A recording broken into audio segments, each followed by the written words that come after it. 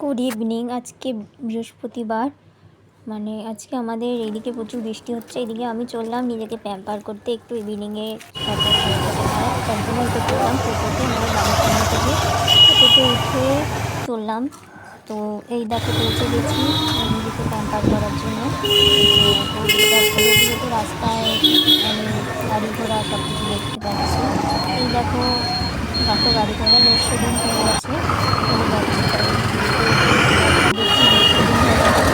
তো এই দেখো আমার টোটো চলে এসছে, চলবে মানে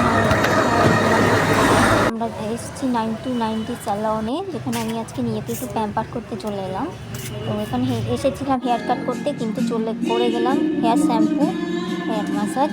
তো এই করে দেখুন এই স্যালনের অ্যাম্বিয়েন্সটা এরকম খানিকটা। তারপরে বেরিয়ে পড়লাম, বৃষ্টিতে পথে গুটি গুটি পায়ে বেরিয়ে পড়লাম।